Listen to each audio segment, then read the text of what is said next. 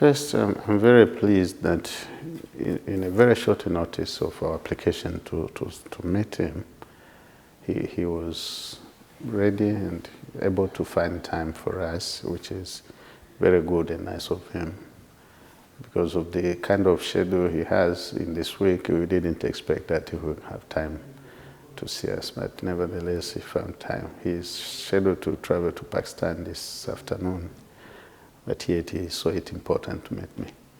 That's very, very encouraging. We discussed a range of issues, especially the bilateral relationships between the FAO and the United Republic of Tanzania. We have a range of areas of cooperation, and at the moment there are several things ongoing, but mainly we discussed on the ratification process of the unregulated, unreported illegal fishing in seas and oceans. Yeah, he is also intending to visit Tanzania in the first days of February next year. And we think during that visit, that's when we are going to discuss in detail all the areas of cooperation between FAO and Tanzania. At the moment, well, Tanzania is self-sufficient in food. Our food security is almost 124%. We are not expecting, of course, harvest hasn't been uniform throughout the country, but whatever we harvested in the last season is enough for all Tanzanians. We expect also this time around, if weather is going to be not adverse, we shall even harvest more than what we did this year because of the several programs to enhance our agriculture which are taking place.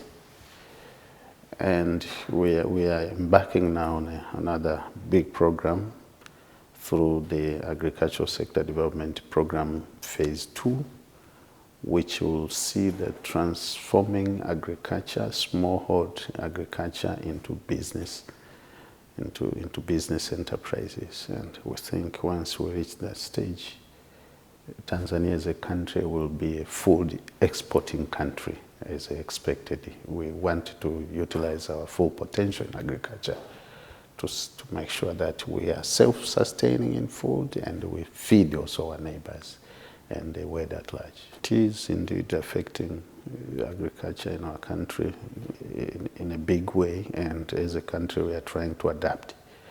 We are using and advising our farmers to use technologies which